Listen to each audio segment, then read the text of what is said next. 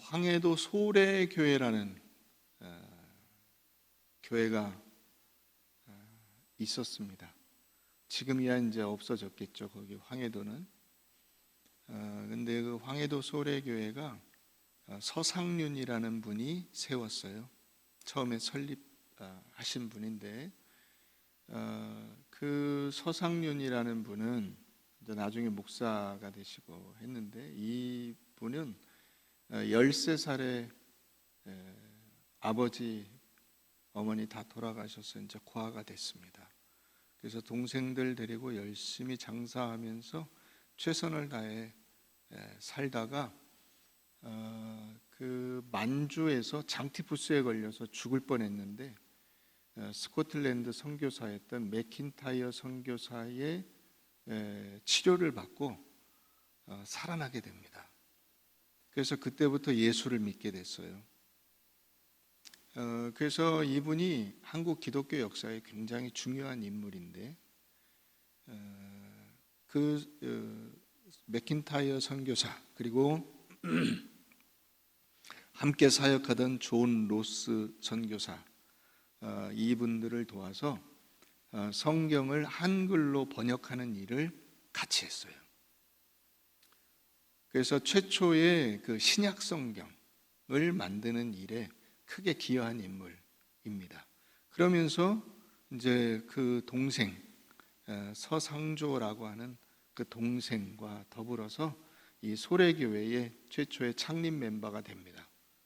그래서 이 황해도 소래의 그 예배당을 이제 처음에 교회를 열어서 사람들을 이제 모아서 예배를 드리기 시작하는데, 거기에 그 캐나다 출신의 맥켄지라는 선교사가 와서 사역을 했어요. 그래서 그 맥켄지 선교사가 거기서 열심히 목회하고, 또 서상조 이제 그 다음에 영수가 되고 나중에 이제 목사도 됩니다. 근데 이 사람들이 열심히 목회해서 이제 예배당을, 원래 서상조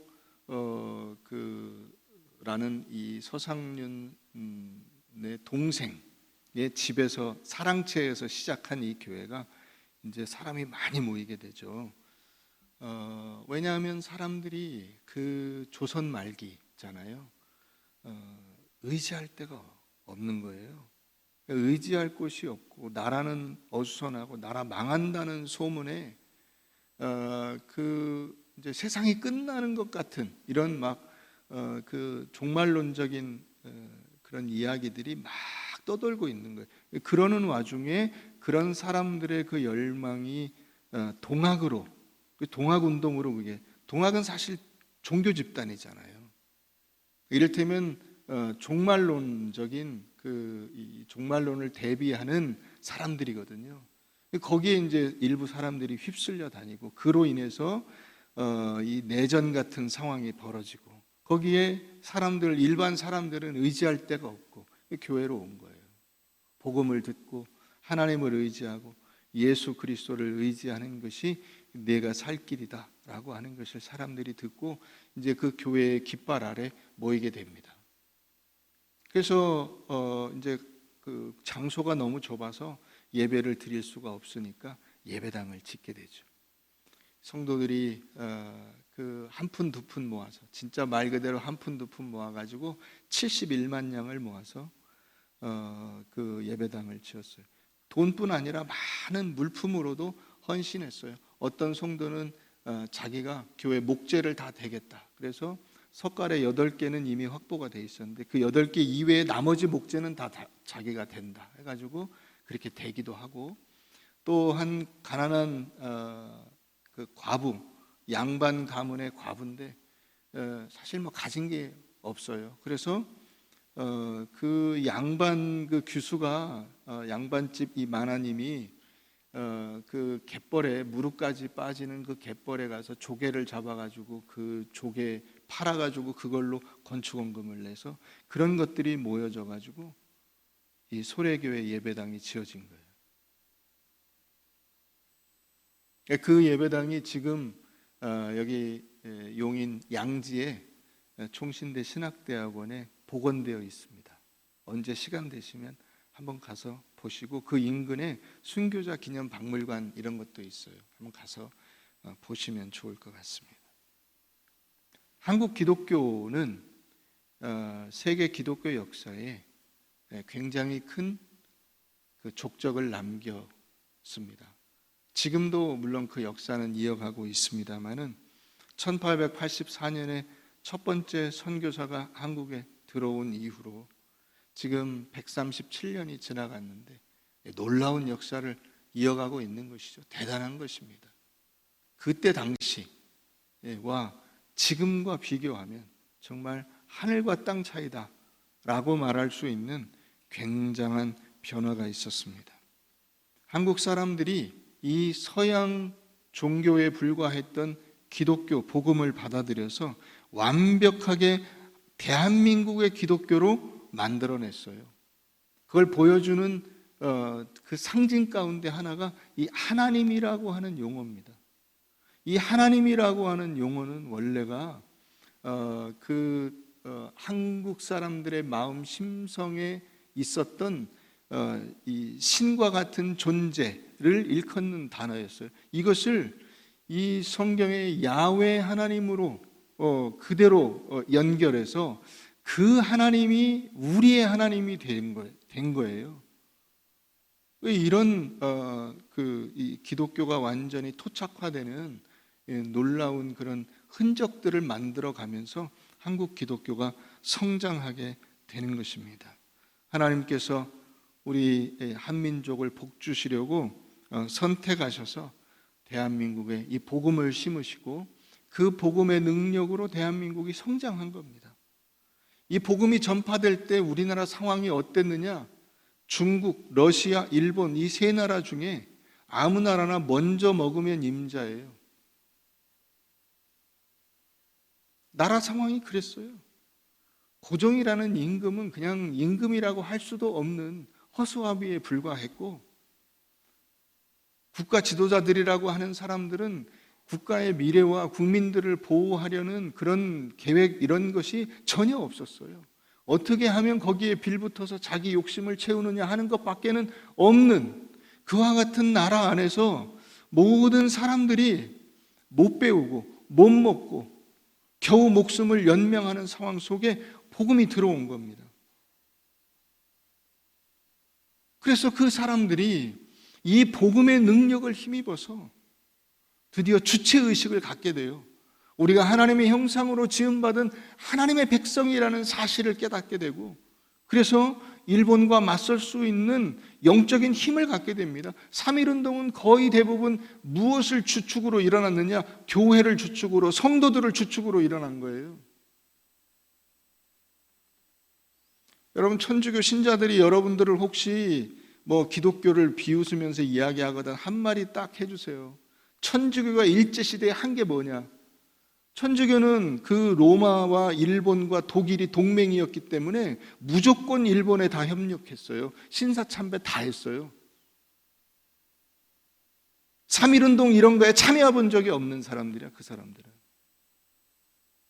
우리나라 대한민국의 발전에 대해서 이야기할 자격이 없어요, 그렇게 따지면. 그러나 기독교는 그렇지 않아요. 교회에서 성경을 읽히기 위해서 주일학교를 만들었어요. 주일학교는 그래서 만들어진 거예요. 애들이 다 학교 안 가는 애들이 태반이었어요. 무슨 학교에 다녀요? 그 아이들 모아가지고 한글 가르쳐주고 성경 읽게 하고 하나님의 말씀 가르쳐주고 노래 배워주고, 그래서 학교의 기능을 한 거예요. 그래서 주일학교예요. 여기에서 사람들이 말씀을 듣고 설교 말씀을 듣고 정신이 깨어나고 그 영혼이 살아나서 백성다운 백성으로 만들어진 거예요. 그래서 대한민국이 있게 된 겁니다. 해방이 되자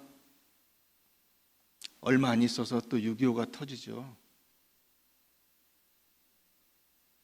하나님께서 김일성 물리치게 하시고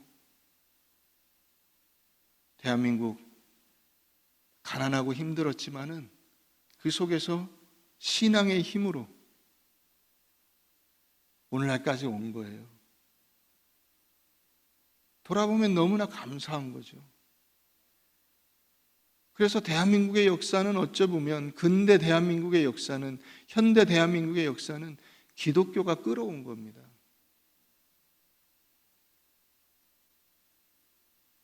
나라에 일꾼이 어디 있어요? 그 일꾼들 유학시키고 한 사람들이 선교사들이고 예수 믿는 사람들이 다 그때 뛰어다닌 거예요.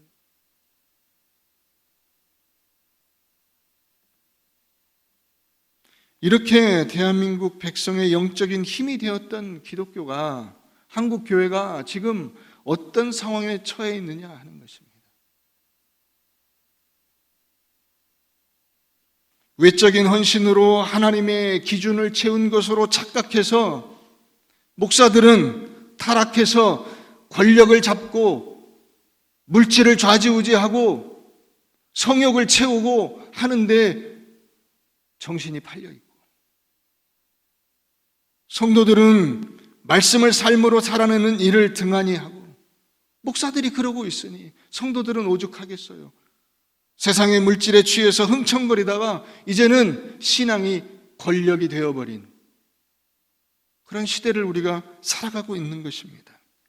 하나님이 누구시냐? 그분의 말씀에 순종하는 삶이 무엇이냐? 다 잊어버렸어요. 껍데기에 취해 있어요. 성도가 몇 백만이냐, 천만이냐, 그게 뭘 중요해요? 어느 교회에 사람이 1000명이 모이냐, 10,000명이 모이냐, 그게 뭘 중요해요?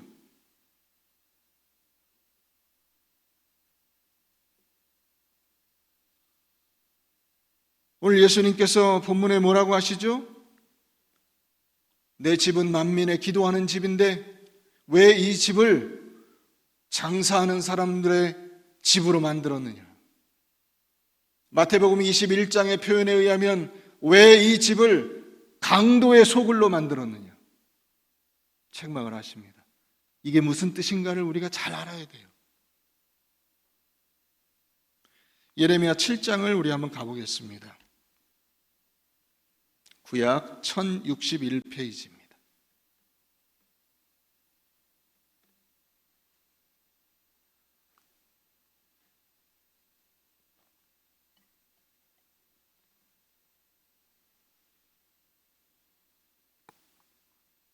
예레미야 7장. 여호와께로부터 예레미야에게 말씀이 임하니라. 이르시되 너는 여호와의 집 문에 서서 이 말을 선포하여 이르기를 여호와께 예배하러 이 문으로 들어가는 유다 사람들아, 여호와의 말씀을 들으라. 만군의 여호와 이스라엘의 하나님께서 이와 같이 말씀하시되 너희 길과 행위를 바르게 하라. 그리하면 내가 너희로 이곳에 살게 하리라. 너희는 이것이 여호와의 성전이라, 여호와의 성전이라, 여호와의 성전이라 하는 거짓말을 믿지 말라. 너희가 만일 길과 행위를 참으로 바르게 하여 이웃들 사이에 정의를 행하며 이방인과 고아와 과부를 압제하지 아니하며 무죄한 자의 피를 이곳에서 흘리지 아니하며 다른 신들의 뒤를 따라 화를 자초하지 아니하면 내가 너희를 이곳에 살게 하리니 곧 너희 조상에게 영원 무궁토록 준 땅이니라. 보라, 너희가 무익한 거짓말을 의존하는도다. 너희가 도둑질하며 살인하며 간음하며 거짓 맹세하며 바알에게 분향하며 너희가 알지 못하는 다른 신들을 따르면서 내 이름으로 일컬음을 받는 이 집에 들어와서 내 앞에 서서 말하기를 우리가 구원을 얻었나이다 하느냐? 이는 이 모든 가증한 일을 행하려 함이로다. 내 이름으로 일컬음을 받는 이 집이 너희 눈에는 도둑의 소굴로 보이느냐? 이 11절을 예수님께서 인용한 겁니다. 이 문맥 속에서.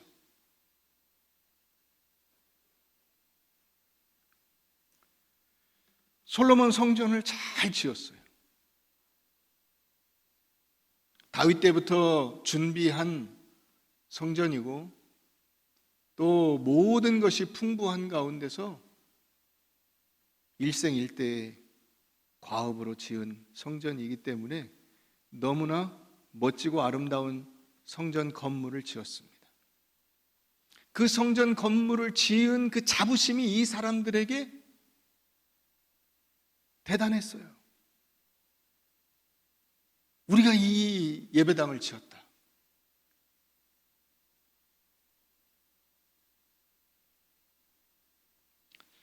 여러분, 하나님께 제사하려고 들어오면 그 제사라는 것은 뭐냐면 하나님과의 교제잖아요.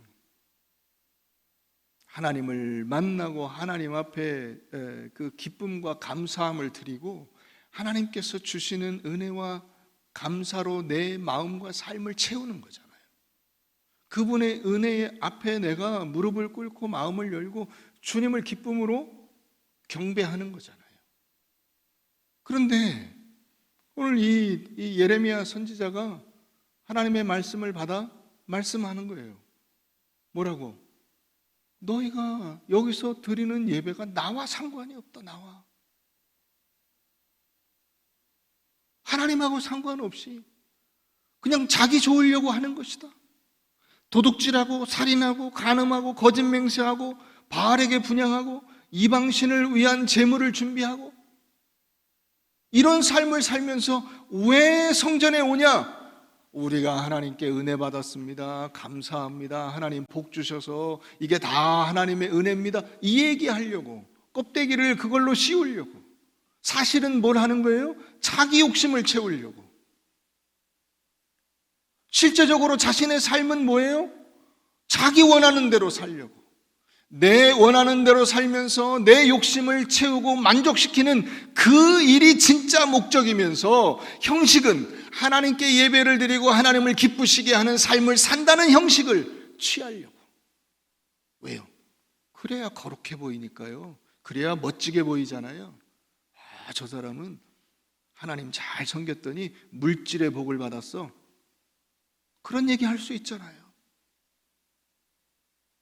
그래서 이것이 여호와의 성전이라 여호와의 성전이라 여호와의 성전이라 하는 이 거짓말이라는 거예요. 왜요? 하나님 없이 지가 신이니까. 자기가 하나님이에요. 그러니까 거짓말이죠. 여호와의 성전? 택도 없는 얘기지. 네 성전이지. 네 만족이지. 이 말씀을 지금 하고 계신 거예요. 16절 가보세요. 그런즉 너는 이 백성을 위하여 기도하지 말라. 그들을 위하여 부르짖어 구하지 말라. 내게 간구하지 말라. 내가 내게서 듣지 아니하리라. 너는 그들이 유다 성읍과 예루살렘 거리에서 행하는 일을 보지 못하느냐? 자식들은 나무를 줍고 아버지들은 불을 피우며 부녀들은 가루를 반죽하여 하늘의 여왕을 위해 딴 우상 섬기기 위해서 과자를 만들고 그들이 또 다른 신에게 전제를 부음으로 나의 노를 일으키느니라. 여호와의 말씀이니라. 그들이 나를 경노하게 함이냐? 자기 얼굴에 부끄러움을 자취함이 아니냐? 그러므로 주 여호와께서 이와 같이 말씀하시니라. 보라, 나의 진노와 분노를 이곳과 사람과 짐승과 들나무와 땅의 소산에 부으리니 불같이 살라지고 꺼지지 아니하리라 하시니라. 만군의 여호와 이스라엘의 하나님께서 이와 같이 말씀하시되 너희 희생제물과 번제물의 고기를 아울러 먹으라. 사실은 내가 너희 조상들을 애굽 땅에서 인도하여 낸 날에 번제나 희생에 대하여 말하지 아니하며 명령하지 아니하고 오직 내가 이것을 그들에게 명령하여 이르기를 너희는 내 목소리를 들으라. 그리하면 나는 너희 하나님이 되겠고 너희는 내 백성이 되리라. 너희는 내가 명령한 모든 길로 걸어가라. 그리하면 복을 받으리라 하였으나 그들이 순종하지 아니하며 귀를 기울이지도 아니하고 자신들의 악한 마음에 꾀와 완악한 대로 행하여 그 등을 내게로 돌리고 그 얼굴을 향하지 아니하였으며 너희 조상들이 애굽 땅에서 나온 날부터 오늘까지 내가 내 종 선지자들을 너희에게 보내되 끊임없이 보내었으나 너희가 나에게 순종하지 아니하며 귀를 기울이지 아니하고 목을 곧게 하여 너희 조상들보다 악을 더 행하였느니라. 내가 너희한테 언제 고기 달라 그랬냐? 제물 바치라 그랬냐? 내가 고기 먹어서 굶어 죽었냐? 아니지 않느냐? 내가 처음부터 뭐라고 얘기했냐? 내 말을 듣고 내 목소리를 따라 그 목소리대로 내가 말하는 대로 순종하여 하나님께서 기뻐하시는 대로 살아라라고 얘기했는데 그렇게 살지 않으면서 자꾸 재물만 가져오고 제사를 드렸다는 만족, 그 자랑으로 다른 사람들을 억압하고 압제하고 가난한 사람들을 힘들게 하고 상처 주고 그렇게 살면서 제사를 드리면 그 제사가 받아지겠냐? 이 말씀이에요.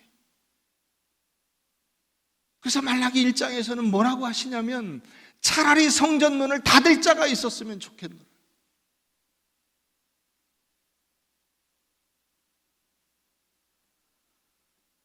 여러분, 이 모든 것을 하는 목적이 뭐라고요? 하나님이 여러분 정확하게 아세요. 10절 한번 가보세요. 다시. 내 이름으로 일컬음을 받는 이 집에 들어와서 내 앞에 서서 말하기를 우리가 구원을 얻었나이다 하느냐? 이는 이 모든 가증한 일, 앞에 나온 이런 자기 하고 싶은 대로 하기 위해서 하나님을 이용해 먹으려고 이 모든 가증한 일을 행하려 함이로다.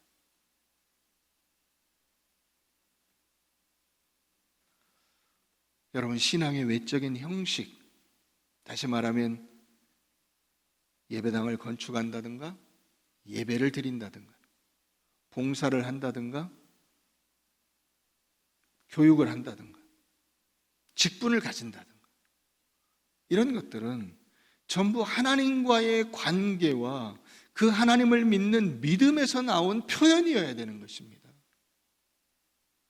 그런데 이 하나님을 믿고 그 하나님의 말씀대로 사는 일을 하지 않으면서 하나님과의 관계는 완전히 흐트러지고 무너져 버렸는데 형식은 고수하고 있어요. 예배당에 들어와서 제사를 드려요. 거창한 제물을 드렸어요. 스스로 만족해요. 내가 너무 믿음이 좋아. 기쁨이 넘쳐. 은혜 받았어. 자기 스스로 은혜 받았다는 만족에 취해서 정작 하나님이 기뻐하시는 일이 무엇인가에 대해서 관심을 기울이지 않는다는 것입니다.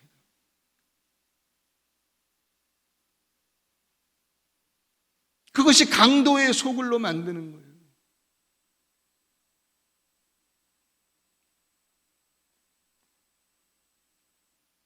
그러면서 자기가 했기 때문에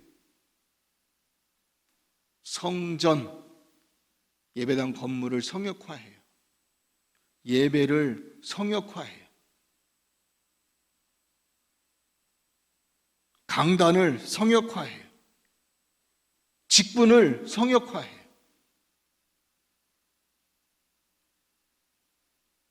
목사가 목사답게 살지 않으면서 목사라고 하는 직분만 가지고 있어요. 장로, 권사, 집사, 성도 다 마찬가지예요.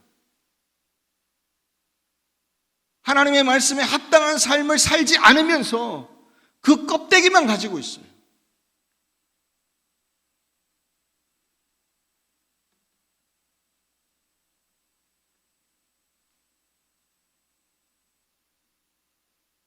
사랑하는 성도 여러분, 우리의 예배는 과연 누구를 예배하는 것입니까? 나 스스로 예배당에 와서 하나님께 오늘 예배를 드렸어. 은혜 받았어. 이걸 위해서 예배를 드리는 것입니까? 다시 말하면 여러분들의 감정을 자극하기 위해서 나는 너무 훌륭한 사람이야. 하나님 앞에 신실한 종이야. 그걸 위해서 예배를 드리는 것입니까? 아니면 진짜로 하나님 앞에 무릎 꿇어 여러분들의 삶의 존재의 근거이신 그분을 찬양하며 그분께 영광을 돌리는 그런 예배를 드리십니까?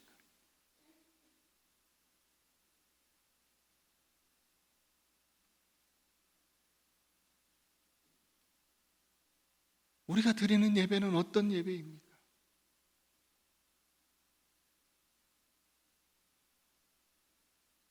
교회 와서 성도들을 외면하고 인사하지 않고 목사와 인사하지 않고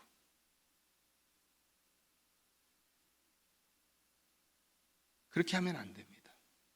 왜냐하면 예배란 것은 하나님을 예배하는 것과 예배 공동체인 성도들과의 교제가 같이 연합되어야 됩니다. 이게 같이 섞여 있어야 돼요. 다시 말하면 하나님을 예배하는 것은 하나님의 몸 된 성도들과의 교제를 나누는 것입니다. 그래서 여러분, 예배 끝나고 나서 꼭 저를 보고 가셔야 돼요. 다른 성도들과 인사를 나누셔야 돼요. 같이 예배를 드린 예배 공동체가 누구인가를 알아야 돼요. 거기서 좀 더 한 발 더 나가면 이름도 아는 거예요. 그들의 삶의 형편도 아는 거예요. 기도의 제목도 같이 나누는 거예요. 말씀의 은혜를 나누는 거예요.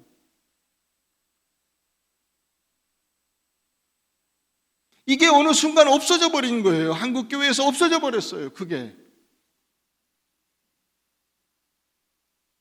하나님을 예배한다는 껍데기만 남아 버렸어요. 그래서 비대면 예배? 여러분들은 대면 예배를 드리신다고 하죠. 진짜로 하나님을 만나세요? 그리고 성도들을 만나십니까?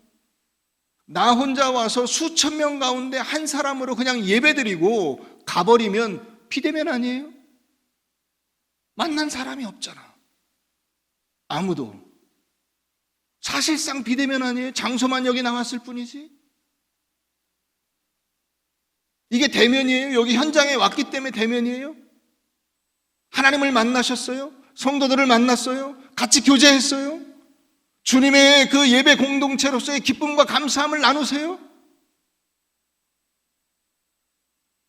이게 없어졌죠.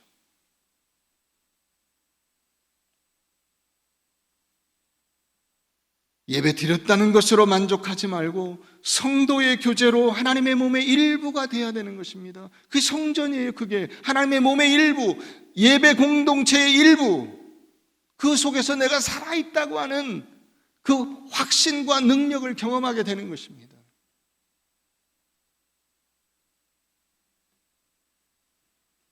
누가복음 1장을 한번 가보겠습니다.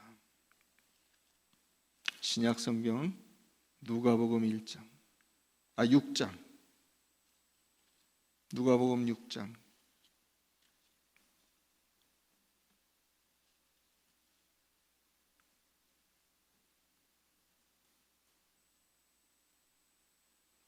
누가복음 6장입니다.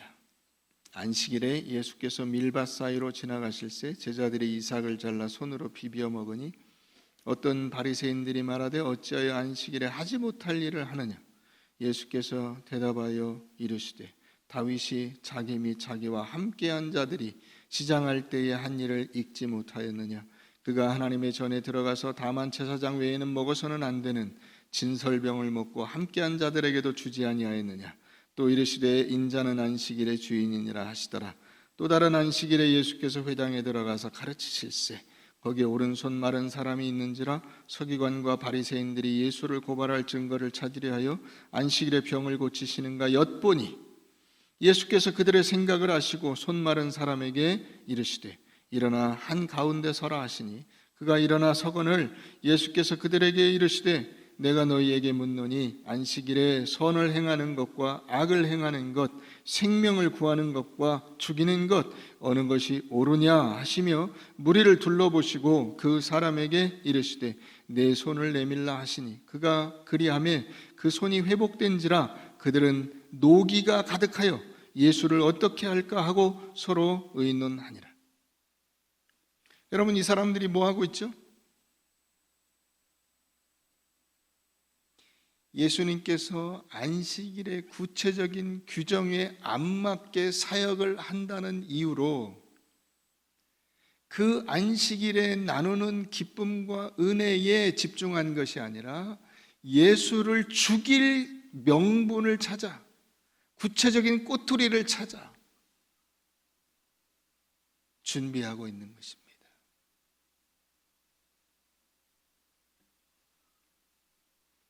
하나님의 이름을 들먹이면서, 예수의 이름을 들먹이면서 그 삶의 풍성한 결실과 은혜를 나누는 것에 초점을 맞추지 않고 어디에 초점을 맞춰요? 형식과 껍데기에 초점을 맞춰요.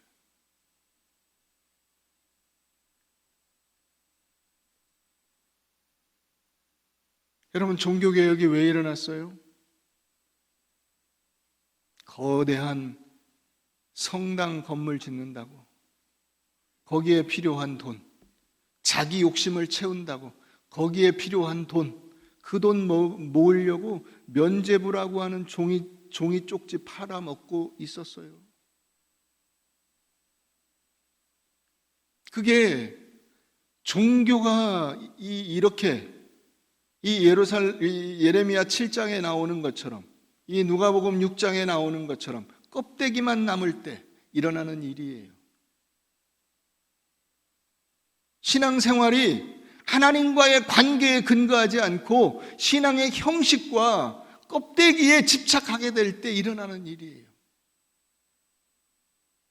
내 안에 하나님의 성전을 세우는 일에 관심이 없고 껍데기 성전을 세우는 데 관심을 가질 때 일어나는 일이에요.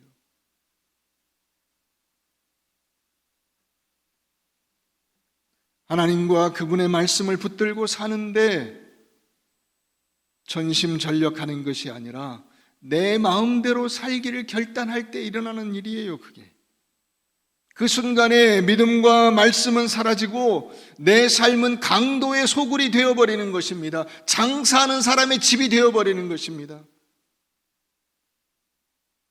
예수가 거하고 성령이 거하는 전이 아니라 내 욕심과 마귀와 세상의 그런 가치관들이 내 안에서 내 삶을 주름 잡는 일이 생기는 것입니다.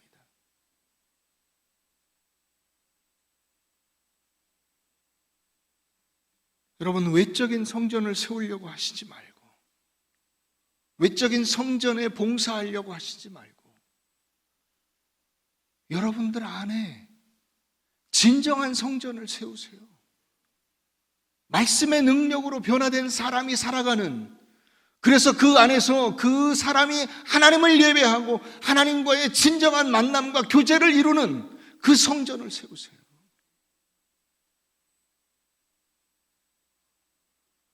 우리 골로새서 1장을 가보겠습니다. 신약 325페이지 골로새서 1장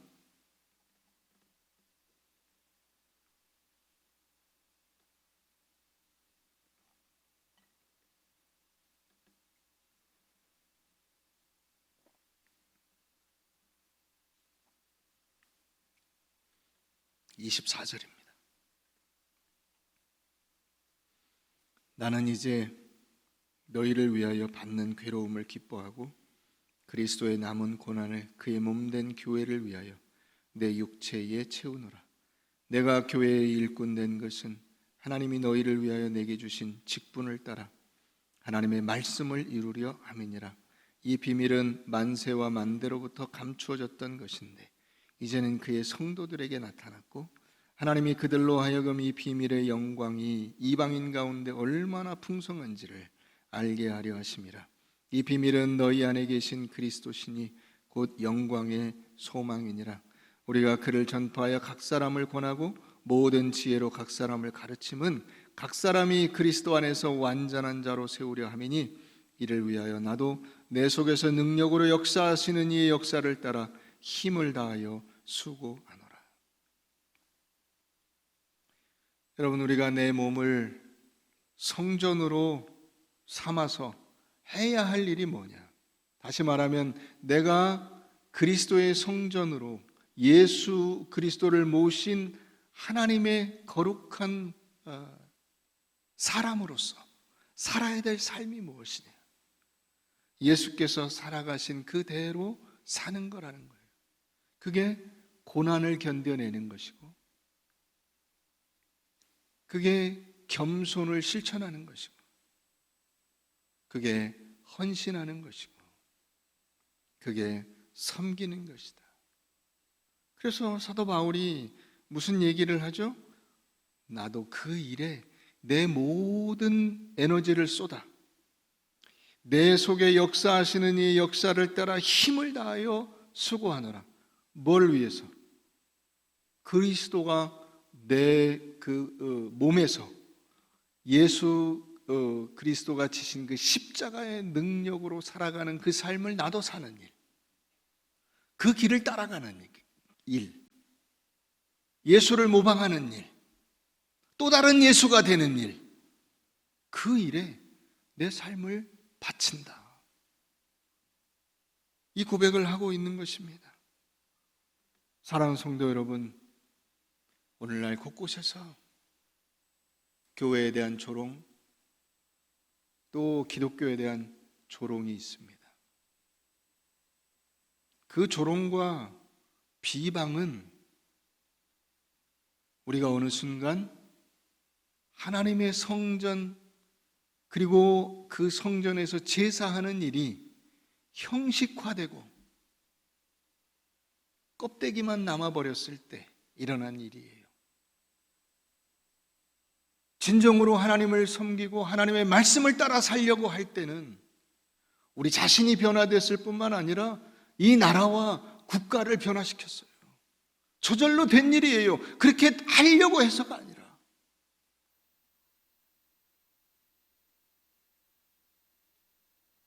여러분, 코로나가 빨리 끝나면 어떻게 될 것 같습니까? 지금 이대로 있으면 코로나 빨리 끝나도 마찬가지입니다. 똑같습니다. 다시 옛날에 그 삶으로 가겠죠. 여호와의 성전이라, 여호와의 성전이라, 여호와의 성전이라 하는 그 거짓말로 돌아가겠죠. 뭘 해야 할까요?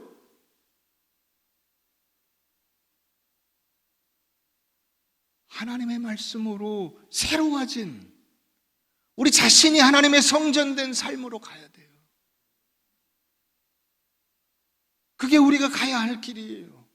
코로나와 상관없이, 코로나가 끝나도 상관없고 안 끝나도 상관없어요.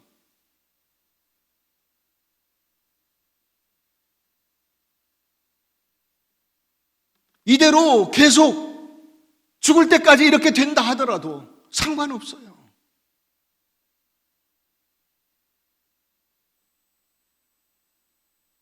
우리가 여기서 뭘 깨달아야 될까요? 예수 그리스도께서 선언하신 것처럼 성전된 자기 육체를 가리켜 말씀하신 것이라. 그럼 오늘 우리도 깨달아야죠.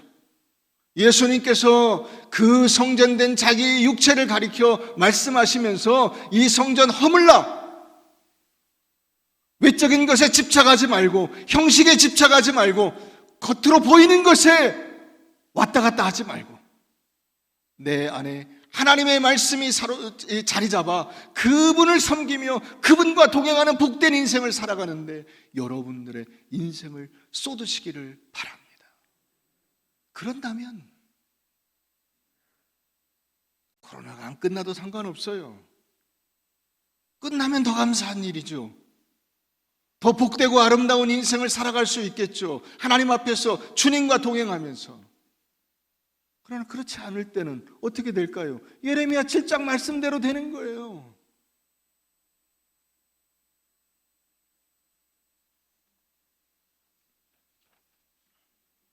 우리가 세워야 할 성전, 그것은 바로 우리의 믿음과 신앙을 하나님의 말씀의 토대 위에 굳건히 세우는 것이며 우리의 삶을 재점검하는 것이다.